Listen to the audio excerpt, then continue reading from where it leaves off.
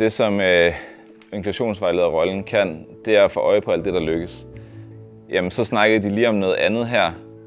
Og så kommer de faktisk tilbage på sporet igen, hvor vi nogle gange, når vi står som underviser i en klasse, kan være hurtigt til ligesom at få lukket ned for det der, for at vi gerne vil have, at de skal arbejde.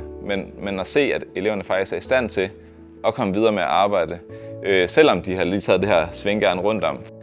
Og det synes jeg bare er noget af det, som de har rigtig meget brug for, børnene. Den der indre styring, jeg siger, okay, det er faktisk det her, vi var ved, frem for at det er os, der kommer med yderstyringen og siger, hey, det er det her, I er ved. Og det er sådan en lille ting, men det er bare noget, der betyder rigtig meget sådan på sigt også, at de formår at få opbygge den her indre styring. Det er meget styret med, jeg har valgt, I to skal være sammen, I to skal være sammen. Og man skal egentlig ikke være bekymret for, om man har nogen at være sammen med, fordi det er der styr på. Og det giver også en eller anden ro, når man går i gang med sådan cykelundervisning. Cykel styrker elevernes deltagelse. De får den tryghed i, at de er sammen med en makker til at lave det. I stedet for, at jeg kommer i gang med det her, for jeg ved faktisk ikke, hvad jeg skal gøre, jeg måske heller ikke bede om hjælp, så sidder der faktisk en lige ved siden af, som har en opgave, som bare handler om at skal hjælpe mig.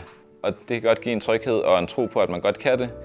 Så kan det også noget af det der med, at jamen, de skal ikke løse den her opgave hurtigst muligt sammen. De skal løse den sammen, men på hver deres måde, så det er ikke sådan en konkurrence i, hvem der først får lavet den her. Altså som hjælperen for eksempel, den her rolle i, jamen min opgave er faktisk at få den, der skal lave opgaven, til at klare det bedst muligt. Hvad kan jeg hjælpe med ud fra mit hjælpespørgsmål? Hvad kan jeg så gøre her, som kan hjælpe? Og egentlig også den der forståelse af, hvordan hjælper man en anden en? Hjælper man ved bare at give svaret og øve i, hvordan stiller man spørgende, nysgerrige spørgsmål til, hvordan det kan løses. Og den her med at aflæse den anden, hvad har den anden egentlig brug for? Og også omvendt kan man sige, den der skal sidde og lave opgaven. Spørg om hjælp. Når man står som underviser i en klasse, så har man jo fokus på alt muligt andet, så kan det være svært at se alle de der små ting, der egentlig fungerer. Så jeg synes, at min rolle som inklusionsvejleder har været rigtig meget at belyse alt det, der var spændende, alt det, der fungerede. Hvordan der faktisk var nogen, der samarbejdede her. Nogle af de elever, som man måske ikke ser det lige så meget fra, komme i fokus på at lykkes med noget her. Måske er man ikke så fagligt stærk, men man er faktisk vildt god til at kommunikere og samarbejde og aflæse de andre, så man alligevel formår at være rigtig god i sådan en cykelkontekst. Og så også, når man så har den her hjælperolle, faktisk formår at kunne hjælpe en, som man godt ved er stærkere faglig end en selv, fordi man har de her hjælpespørgsmål, og man har den her rolle som hjælper, som jeg oplever tager lidt af skuldrene det her med, sådan, okay, men det er faktisk ikke mig, der skal lykkes med at løse den her opgave. Min opgave er faktisk at hjælpe en anden, og det er jeg faktisk rigtig god til.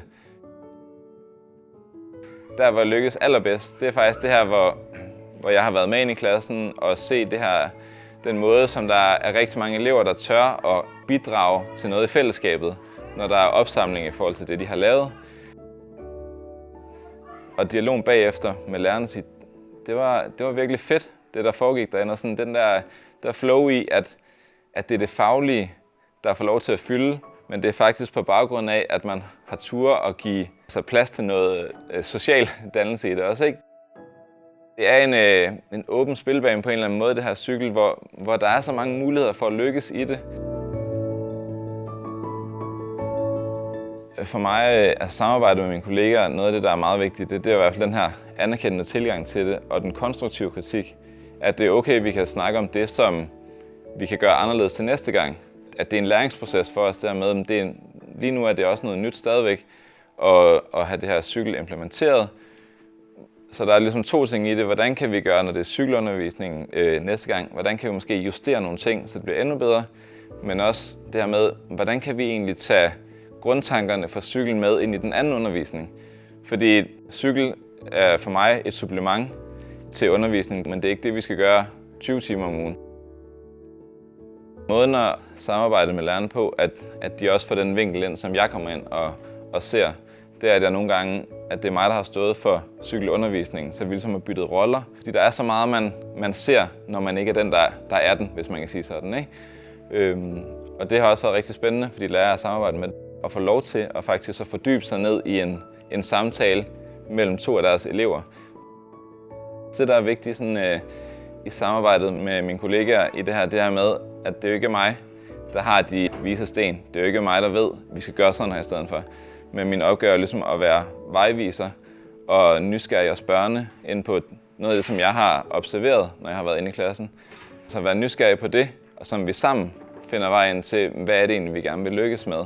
Hvad synes læreren har fungeret? Hvad synes læreren har været svært? Hvor det, jeg kan se inde i klassen, det har faktisk været rigtig godt. At læreren måske synes, der har været meget uro i klassen.